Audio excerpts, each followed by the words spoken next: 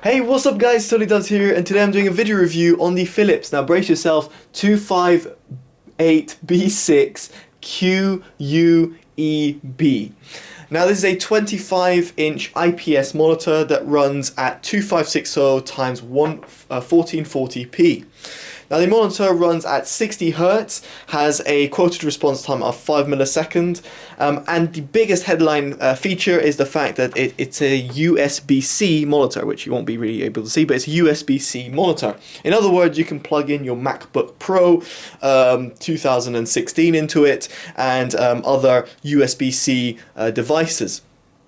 Now in terms of inputs, as I said, it's got USB-C. Right now it's connected up to my PC via DisplayPort, so it's got DisplayPort on there. You've got HDMI and you've got DVI-D and VGA. You've also got a headphone in jack, a headphone out jack, and you've got a USB hub that has 3 USB 3.0 ports, one of which includes fast charging. It also has 2 built-in 2-watt speakers, which in all honesty didn't sound too bad, but I wouldn't expect to listen to any serious music on them. Now the monitor itself is beautiful to look at, and I want to jump straight into its build quality after I've just talked about its price. Now in terms of availability, it seems to be quite hard to find, quite hard to source. Its official RRP is £369, I think on top of my head. I found it on a Laptops Direct for £355 and on Amazon for some ridiculous reason for £386. Regardless, that's the price that you should be looking at, around £370, and that's the price I'm reviewing it at. Now moving on to the build quality, the monitor is beautiful. The reason why is because of its very thin bezels. In fact, it's pretty much got a borderless design where you only see a little bit of black on the outer edges. Really like that design, and it makes the 25-inch monitor actually look relatively small. When I got it out the box, I almost thought it was a 22-inch or 24-inch monitor. So it might not seem like a big deal, those couple of inches right there. I know that's what she said. But when it comes to a borderless design, it really does show. Now the build quality, again, is fantastic from Philips, mainly due to its stand. The stand gives you a full height adjustment, tilt, and can be fully rotated 180 if you prefer working or using a monitor vertical versus horizontally. One thing I don't like, however, and yet again it's made a comeback, is its touchscreen buttons. I don't know why Philips insists on using touchscreen buttons, but I do not like them. Nevertheless, they are responsive and the OSD is pretty complete. Just reducing the EV of my camera and zooming in so that you guys can see. Now, in terms of the OSD, I had no complaints. You've got different inputs there on picture. I've got brightness 100, contrast 50, sharpness 50, smart response, which I'll talk to you in just a bit when it comes to gaming, smart control, gamma and pixel orbiting, which prevents a bleeding of the image or like a staining of an image. Audio, as I said, it's got the built-in speakers. Color, now I've got it on sRGB mode, where I found the color temperature as well at 6500 to be also pretty much identical to sRGB. User defined, I didn't really go into it simply because the sRGB out the box to me looked fantastic. Colors really popped out, and I'll get into that in just a bit. Regardless, in terms of OSD settings, you've got everything that you'd want from it, and you can also enable or disable USB fast charging via that USB port. So no complaints in terms of OSD, no complaints in terms of build quality, very much impressed. But what about the picture quality? Arguably the most important thing. The picture quality is stunning. Out the box, it's calibrated, and in my opinion, it does a fantastic job. And this image is perfect to show that, because you've got a really nice dark blue hue over here, moving into a lighter blue hue over here due to the fireworks taking off. The white where the fireworks are very accurate, and in terms of the overall color reproduction, it's fantastic. Color reproduction looks great.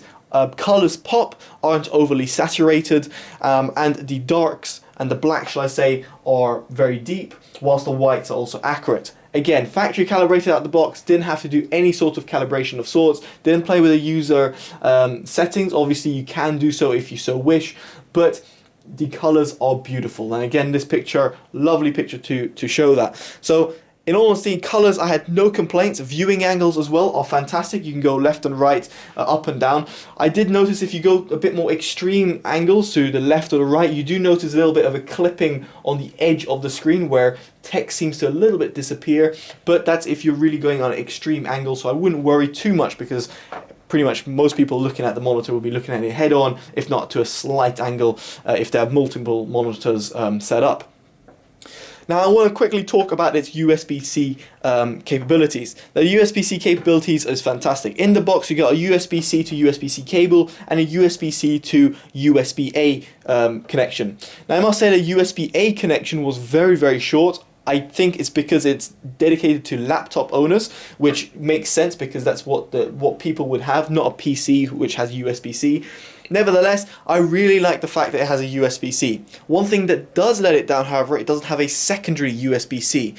You might be wondering why you'd need that, and the reason for that is to daisy chain monitors next to each other via USB-C. I would have liked to see that. It's not a massive deal, but it's something to bear in mind if you're going to be buying these for work or you're going to be buying these for your desk and you want to have multiple monitors, specifically this monitor.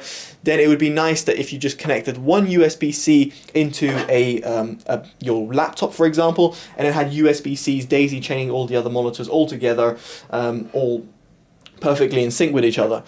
But anyway, the actual functionality of USB-C is fantastic. I love the fact that Philips have included it. You do pay a slight premium to have the actual functionality, given that it's a USB-C monitor.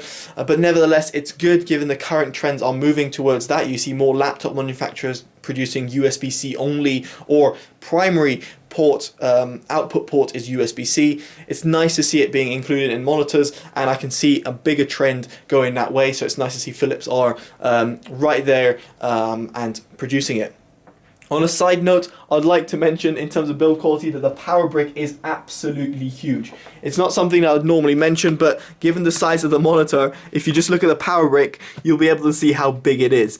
So it's just something just to bear in mind. If you're putting it on your desk, just bear in mind that you should probably put that on the floor because it does kind of take away from the actual thin bezels and all of that. So, build quality is good, screen quality is good, functionalities are nice. What about its gaming performance? And yes, it's not a gaming performing monitor, it's not meant to be one. However, if you're looking to be casually gaming, I don't see having a big problem on it. Simply because its response time is a bit slow, I have to say, and its input lag, I don't know, it feels a little bit slow given the fact that we're in 2017 over here and we have a 4 millisecond response time monitor, as in a quoted one. I just didn't feel that it responded as well in terms of competitive gaming. You can see when I knife flip over here, the flip it feels a bit slow and sluggish when doing that. However, that is very much helped when you use smart response and turn it up to the maximum setting of fastest. The only problem with doing that is when you do that, you do get a lot of overshoot. Well, not a lot, but you do get overshoot ghosting that takes place, and therefore you should bear that in mind. If you're going to be competitive gaming, then I don't know. I wouldn't choose this monitor at all if you're playing competitively. However, if you're going to be casually gaming, I would suggest putting that smart response on fastest so that you at least get a better response time of the monitor.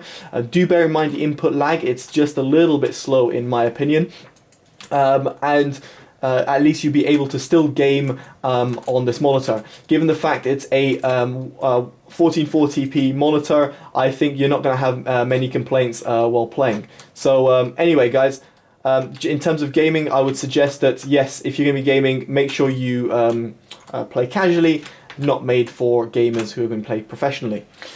Alright guys, that's pretty much it. I must say the monitor is impressive from head to toe. I really do recommend it. At its £370 price tag, it's slightly expensive given what it is, but if you think about the bigger picture over here, quite literally and pun intended, I can see it why people will pay a little bit more to have that USB-C functionality, and combining it with a low bezel design and beautiful color reproduction and a lovely picture to look at given its resolution.